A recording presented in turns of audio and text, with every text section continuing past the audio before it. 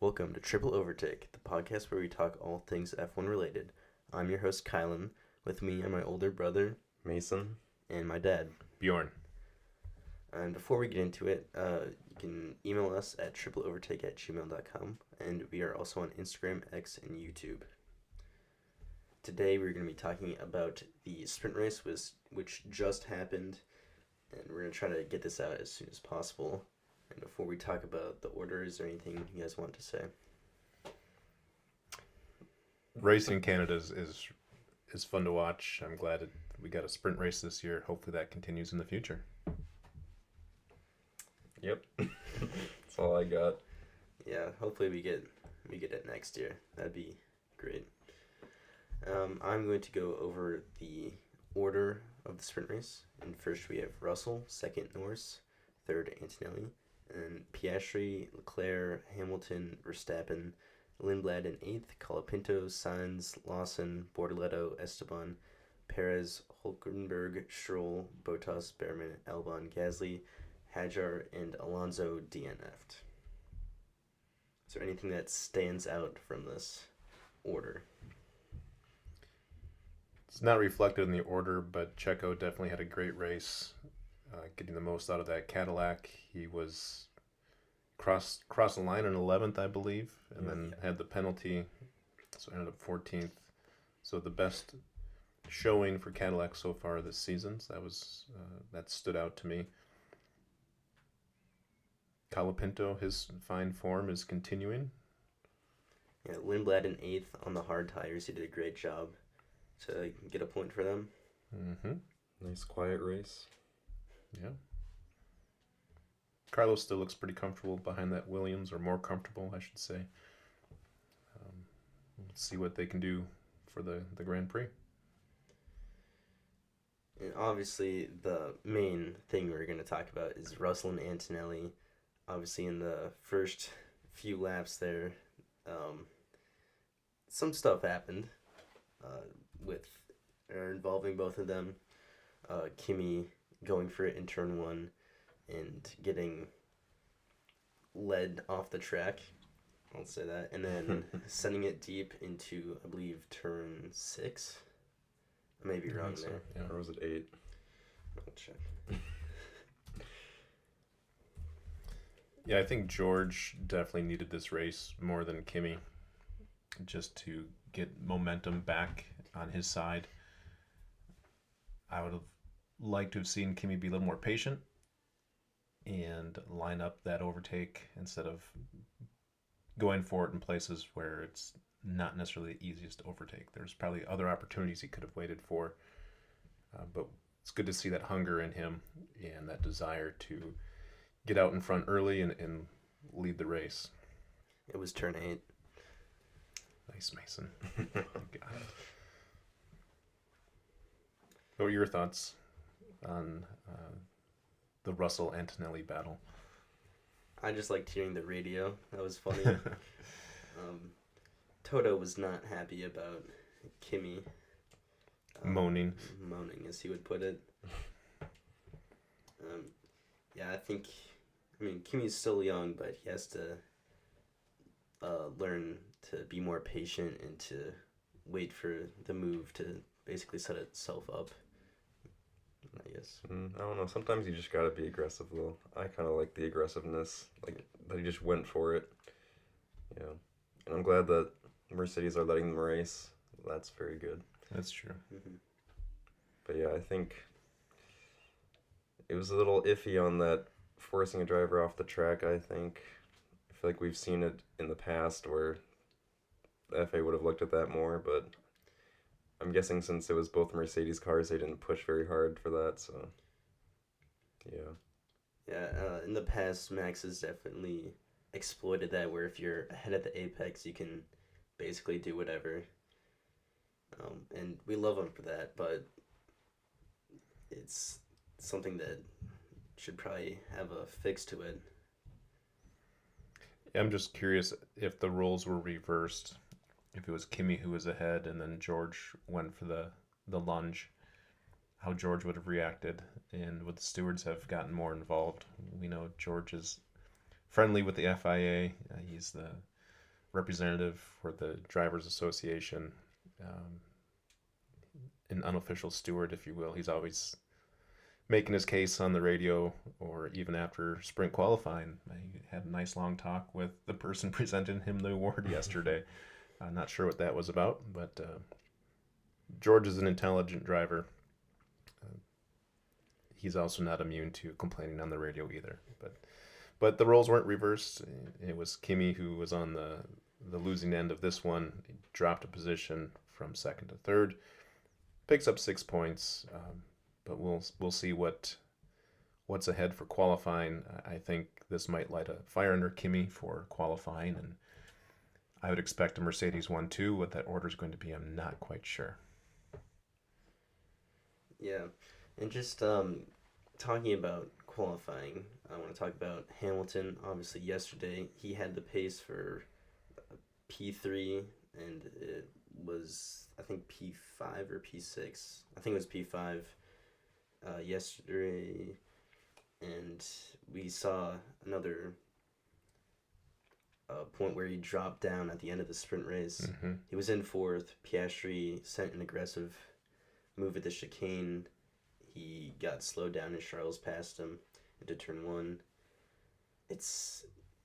Hamilton has had good pace this week, but it's always right at the end where he just drops down a few spots. Mm-hmm.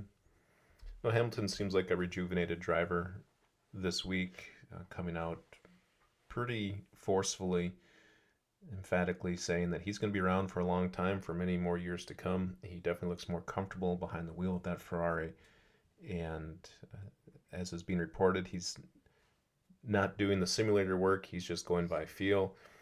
Obviously, he's one of the best drivers to have ever raced in F1, so it's fun to see him competing back where people expect him to be competing.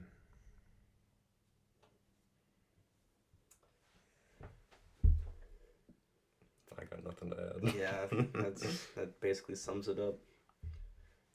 Let's talk about Hadjar. Obviously, last race in Miami, he clipped the wall, and here in the sprint race, he had engine problems. He had to go to the pits. I think he finished 3 laps behind. It's not great. Especially for my fantasy teams. Because you have him on all 3 teams? All 3 of them. And got negative 10 points. Eventually, you got to expect that things are going to turn around for Hadjar as far as reliability and driving. You have Arvid finishing in 8th. Hadjar, I mean, that's realistically where Isaac should have finished. So yeah, big loss for Hadjar today, but I would expect things will get turned around here shortly. Yeah, and obviously as they upgrade the car, Hadjar should get better, but we know that they like to favor the car towards Max more. Mm-hmm. But hopefully he can get his say in on what they bring to the car. You made a comment during the race, Mason, about Checo and saying he wasn't the problem at Red Bull. I did say that. Yeah. He seemed to be outperforming that Cadillac, so far better than Valtteri has been doing this year. For sure. Yeah. I mean, he was up in P11. He was holding back a lot of people on the soft tires. Just a great job. Yeah, he made those soft tires last. That was impressive. He's a tire whisperer, if you will. Is he? The Mexican Minister of Defense / tire whisperer. No? Can I say something about Esteban? Sure, if you have to. I do have 15 to. seconds behind Lawson or Carlos. Yep. Well, I was just excited to hear not only Esteban come out this weekend, but also AO come out and say that the rumors that Esteban was not going to finish the season are just that. They're just rumors. AO had some stronger language for those rumors, but Esteban's not going anywhere, at least for now, until more rumors pop up. So, again, just very pleased as an Esteban fan to see the team principal come out in such strong defense of his driver. Your driver. You have at least until the end of this year. Hey, maybe he can get replaced by Jack Doohan again. We'll see. Maybe in the final race. If he takes out Behrman at Monaco. Not again. I think we have discussed mostly everything on the sprint race. Now let's talk about fantasy. Let's start with our main teams. I scored 61 points provisionally. I used a wild card this week. I have McLaren, Mercedes, Kimi, Checo, Bottas, Bortoleto, and Colapinto. You had 61 points, you said? Yeah. What'd you have? I had 26 points. Oof. I'll go next then, since I have provisionally 44 points. I have Kimi doubled, and that was a switch.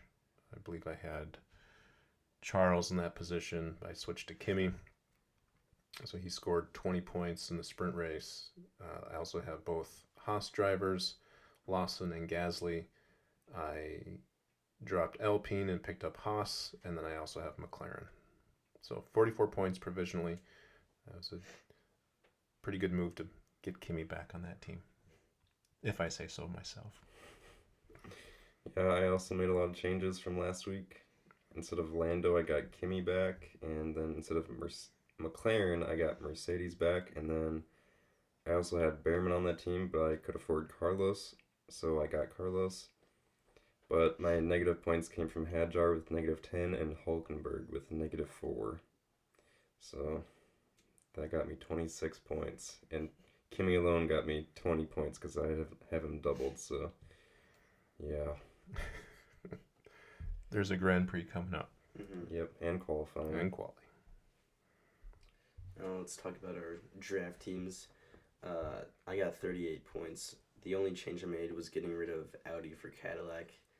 I was unsure about the reliability of the Audi, and the Cadillac has definitely been the more reliable car. And I had Kimi doubled, Hamilton, Behrman, Lundblad, Bortoleto, Ferrari, and Cadillac. You go next. I got 33 points. I got rid of Oscar from last week for George, and I have him doubled. And once again, I have Hadjar on that team with -10 points. So I also have Esteban, Franco, Checo, Mercedes, and Haas. Yeah. I followed Kylan's really bad advice. Yeah, it was more of a joke, but he said he was going to do it anyway. I did it anyway. So I went double A-tier constructors. So I kept McLaren but picked up Red Bull. But in order to do that, it meant dropping Lando and picking up Lance Stroll. So my drivers are Lance, Pierre, Carlos, Hulk, and Lawson. I have Carlos doubled. And then, like I said, McLaren and Red Bull for my constructors. Unfortunately, Red Bull, with Hadjar's 3 laps down finish, Red Bull had -8 points. So not great. I'm sure I'll try something else next round. Maybe go double A-tier drivers instead of double A-tier constructors. Do you even have 2 A-tier drivers? I would have Lando and Charles. Okay. Yeah, And I could go Alpine Racing Bulls. Should have had Lando because he got second in the sprint race too. So Yep. bad choice. For now, at least. Got to try something. I mean, it could work out in the race. You never know. You never know. Now let's move on to our no change, no chip teams. I got 23 points with Russell doubled, Hadjar, Hulkenberg, Bortoleto, Behrman, Mercedes, and Haas. Not a great week for this team. Or race. Sprint race. I got 29 points. George doubled, Hajar, Behrman, Borletto, Lindblad, and Mercedes and Haas. And wait, so did I outscore you then? Yeah. Because I have Lindblad and you have Hulkenberg, right? Yep. Look at that. And I outscored both of you, 32 points provisionally. Charles doubled, Lewis, Arvid, Franco, and Gabby, and then Mercedes and Audi. So 32 points. Am I leading that league? You might be. No. No, it's still not even close. You close the gap a little bit. But Mason's still first. Okay.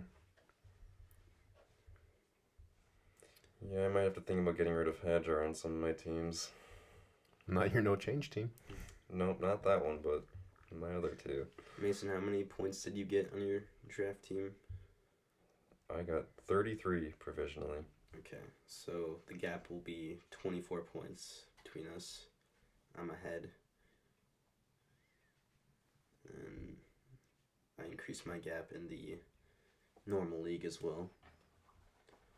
Good for you. Yep, it is. Well, What's up next? Next we will watch the F2 sprint race, which will be coming up soon, and then we will watch qualifying. We might do another podcast. We'll see how we're feeling after it. If something major happens, we might. But I think that will be it for this episode. Do we want to make predictions for quali Sure. or the F2 race? F2 race. Sprint race? John Bennett's going to win it all. Just have to believe. You gotta believe. Who's the reverse grid pole? Do we know who that is? it's Mini, isn't it? Is Yeah. it? Okay. Mhm. I could see him definitely driving away with that one. Mhm. And Dirksen was 6th, so he'll have decent starting position for both races. Stenshorn was 5th, so he'll be starting 6th for the sprint. But Kamara and Dunn both have 3 grid penalties for 3 place grid penalties for the sprint and the feature race. Yeah, they looked good yesterday in qualifying. Van Hoopen, Dunn, and Kamara. So Open. Hoopen. I actually don't know. I think it's Van Hoopen. Yeah. Hoopen. I could call someone I know in the Netherlands and ask. You might know the correct pronunciation. Yeah, and then Ron, if you're listening, let us know. I have no idea who that is. And then, For F1 qualifying, yeah, let's go for our top 3. I'll go for Kimi, George, Hamilton. I think Hamilton can get into the top 3.